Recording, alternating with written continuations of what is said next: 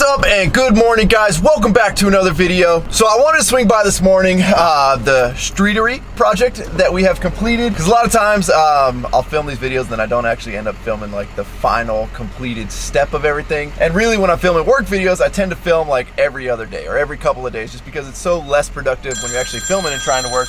And of course I get a phone call every single time I'm filming. So anyways, here's a quick overview. You guys can see the final completed project of the streetery we did for Madison.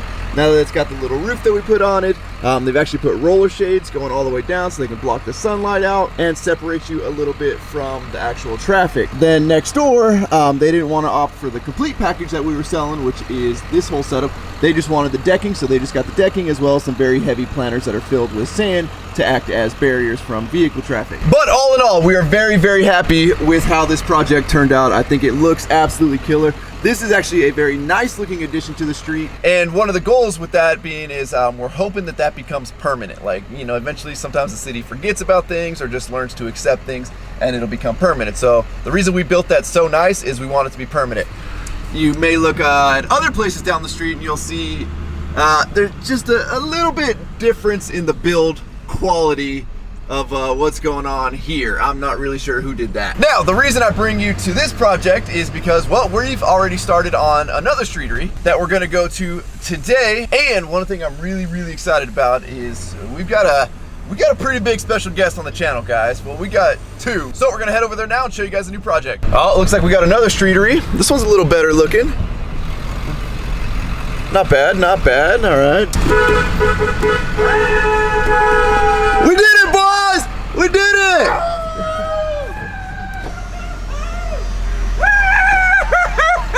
What's up, buddy? You just thought it was somebody honking? Dmax! Dog, did I win? You won! Amazing! Here you go! Hey, dude, honk the horn, dog! Honk the horn! You know, dog, that's the best welcome I've ever gotten to a project in my life, man. Hold on, I gotta help you out though. Hold on. There you go. There you go. Yeah, just leave the string right there. Looking great. Is that better? That's better. Well, it's like a graduation, you know? Yeah, man, I appreciate you. Woody rode all the way into town on this bad boy. Woody, you're not that old, man. Your hearing's going already. This is our life now, Ryno. This is our life now. Woody, how long did it take you to ride in from Texas on this bad boy, man? I made record time. It took me 3 weeks. Not bad, Woody. Yeah. Good to see you, Always sir. a pleasure, buddy. Yeah, Everybody remembers Woody. What's up, everybody? The channel has asked about you for many a moon. Oh, that means a lot to me. Yeah, man. What's it been? Tell you what, everybody, I've been out there putting the work in. You working for it, Woody? That's what I'm working for, and that's why I'm here right now. That's right. And eventually, one day, Woody, you're gonna have enough to buy a shirt with no holes in it, man. Well, you know, this shirt cost me extra, actually, man. Did it really? Yeah, holes cost extra. Casey, what's up, buddy? What are you doing, Ryno? Are we back in business? We're back in the streetery business? Certainly looks like that. Looking good, man. Looking good. Ho! Look at that. It came with 2 separate ones. Wait a minute, let me brag about Casey here for a minute. Okay, brag about Casey. Sight down this line right here of nails here. I think I pounded like 4 of those. I think Woody pounded like 4 of those. And this, look at, his forearms used to be as big as mine when he started. Yeah. Nicholas! Yes, sir. Great to see you, buddy. I didn't know you were a pirate these days. I am. Looking for the booty always. Always looking for the booty. All right. Booty's a good thing. It keeps you young. There you go. And he's walking the plank. Listen, if you guys aren't having fun at work, you're doing it all wrong. Me and Dave always say, the second like we stop having fun, something starts to feel like work, like we gotta change up whatever we're doing, because we're doing it wrong. It's kind of like when you're squeezing mustard out and it goes, and you don't laugh. There's no way to live. I had no clue where that was going. So the cool thing about this project is we don't have to do any of the standing. Thank God, because we did so much standing over on the other one. The actual owner has been, I mean, you can see the parking garage is just completely filled with 2x that are pre-stained for us. And dude, this is less than half of what that dude did. And I want this to go on record so that this guy's kids and wife can watch this. The owner of this place that we're building this streetery for is a warrior, dude. I mean, like, This is some championship stuff, dude. All late night, 2 nights, done. Start with a plan view. So basically the idea of this thing is that, have you ever seen the movie Tron? Nope. Me neither, actually. All right, perfect. So I use that as my, I use the movie Tron as my inspiration. It's also a video game, though. All right. Also never played it. We're gonna have these boards, and we're gonna have 83 courses. We call that, you know, if they were bricks or whatever, we have 83 courses. You saw that out there. And at the end of each stick, we're gonna sprout up a bench. Yep. Okay, the board's gonna go like this. And so the Japanesey part to it, Because it is a sushi restaurant. it is Japanese architecture, as it is this one material whose, like, just the simplicity of the singular material. So what we're gonna do is maintain, like, this board is gonna have a bench come up, the seat up, over the top of the wall and down, and it's all gonna look like it's folded, like origami style. Here's an elevation. We're gonna stay dimensionally sound, which is a term that we use here, because you got level or dimensionally sound, okay? So we stay dimensionally sound, meaning that we can jig everything for the wall, and then we come up and we level for the top there, okay? So dimensionally sound on the wall, level at the top. Side elevation, we just maintain horizontal 2x8s on that. And then the groovy part, the part that's the origami out of everything, we'll see what happens with the plan. But this is where we asked Rhino to bring the 5th miter saw to the party. Basically, what I imagine is we'll set up a bunch of saws that, you know, this saw is in charge of this angle, this saw is in charge of this angle, this saw is in charge of this angle, this saw is in charge of this angle, and this saw is in charge of that angle. Okay, and so we take each board and we run it through our assembly line, making it look like we folded this board into that shape. Woody, I just really want to give, you know, credit. You don't get enough credit for all these CAD drawings that you do, Woody. I mean, amazing, buddy. That's why you never see me. I'm laboring, you know. Yeah, well, you're stuck in an office somewhere. CAD zone. Right. You know, you're doing the hard work, so us guys out in the field know what to build. That's exactly right. Yeah, great work, Woody. Thanks a lot. I appreciate that. All we gotta do is slap it together. Casey, don't you miss that we didn't get to stain all this? I'm so glad we don't have to. Are you kidding? Well, me and Woody are hunting down all the sticks of pressure treated, which happen to be underneath all of the drying wood. So we've been moving stacks and stacks and stacks of 2x and 4x to load up like 6 pieces into our super sweet shuttle today. That is a Nick's Ranger. You know how to drive stick? Oh, do I? What kind of question is that? Kind of like I kind of want to see you drive up this slope. Well, hold on, we're not ready yet. Woody, easy, guys. Let's get the last little bit of 2x in there.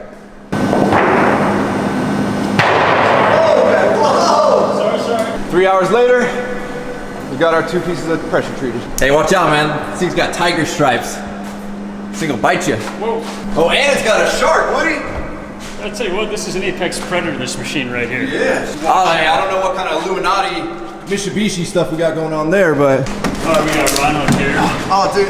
Driver extraordinaire. He's trying to crunch himself into this Apex Predator of an automobile right here. I don't know if you're gonna keep up with this bad boy. Nice and easy, nice and easy. Oh, there he goes, there he goes. Yes. Look at that. Champion moves. If your people are curious about who did all the staining of this material, that's the guy. Single-handedly, that gentleman that we just saw, owner, proprietor, samurai. Samurai? Samurai. Samurai. Oh, yeah.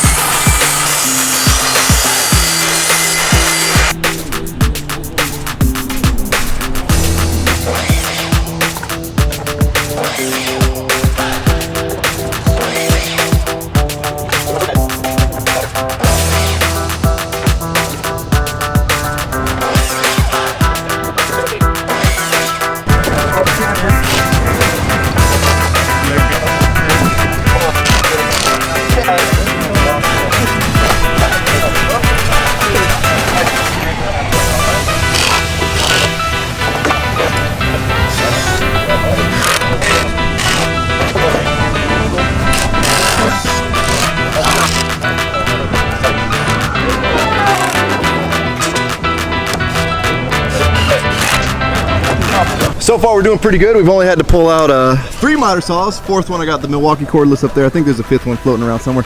One of the things we like to do when we're doing repetitive cuts is we make a jig. So you can see there's a jig right here, which is going to be for all of those pieces right now that Woody and Dave are installing.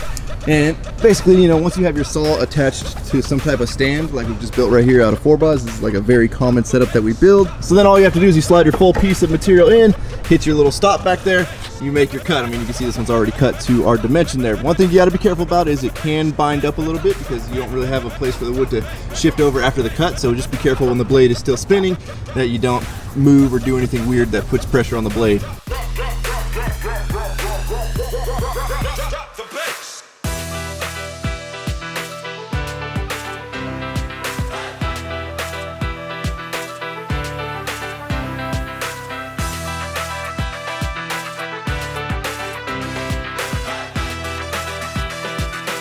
All right, now things are getting serious. We've got 3 miter saws. We're setting up 2 more. We're getting 5 total. The reason being we need so many miter saws set up is we don't want to change angles because we've got to have a repetitive cut.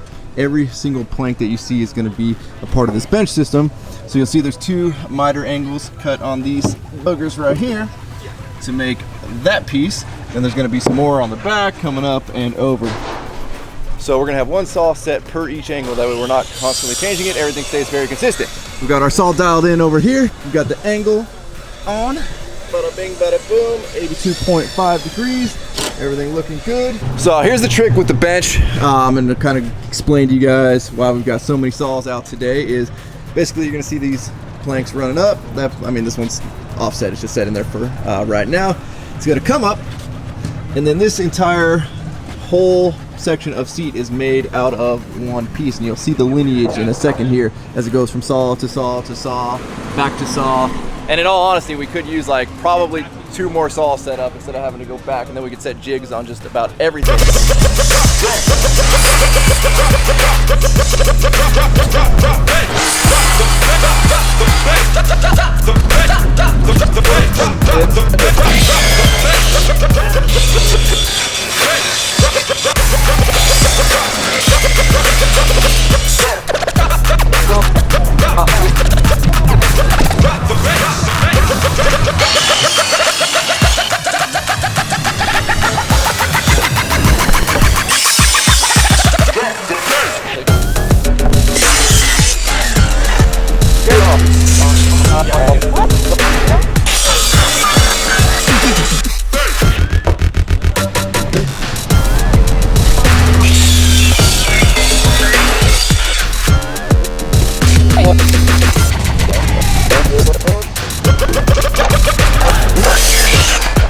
The goal is that you see the grain here, and the continuation of that grain is here. It's kind of like doing granite. The continuation of that grain is right there, so you'll see it almost looks like we just folded a piece of wood up and even over onto the back side here. You know, I haven't counted how many planks there are, but you can see there's just there's a lot of the circus that we got to do over there to get every single plank in for this bench. And again, there's like 10,000 other ways we could have done it. There's a more utilitarian way of just get it in and have a seat so people can eat outside. But our goal with these things is that they end up being permanent. So our city already hates parking spots and cars and whatever. And they've been getting rid of a lot of parking spots for bicycles and all kinds of crap. So there's a very good chance that these are going to end up being permanent. So we're building them really nice. We're building them to last. That's why everything's just stained and this looks really nice. So the goal is that this gets to stay. The restaurants end up with way more capacity. I mean, this place was already packed today just at lunchtime. Now, the bad thing is this is all the time that we have for today is just what we got done right there. I mean, obviously, all the frame, everything went in today, but all these saws are set perfectly. The stations are set up perfectly, and now we got to move them all. We're going to try and keep the angles the same on all the saws and pile them into Dave's van, but I don't know if they're going to stay at the same angle. It's going to be a lot of setup tomorrow, and there's already an absolute ton of cleanup today. These are some of the lanes over in the area that they've basically removed an entire vehicle lane for a bike lane. Went down from 3 lanes to 2 lanes. And as you can see, not a whole lot of people out riding bikes, but the city hates cars. So apparently let's just get rid of all the parking spots and all the vehicle lanes, and everybody's gonna get forced to ride a bike. I'm not exactly sure how I'm supposed to bring a miter saw, my toolbox and all that to work on a bike, but you know, city doesn't really care about that. Well, I screwed up and totally forgot to end this video. I actually headed to Sergio's after working on the streetery to knock out a video we've been working on for 3 days, so stay tuned for that video as well. But as always, thank you guys so much for watching. If you have not subscribed already, please click the subscribe button now that you do not miss out on any future content. Don't forget to give this video a like and get a thumbs up. Don't forget to check out workforapparel.com because if there's anything you want in this life, you gotta be willing to work for it. You guys are the best. I'm out. Damn.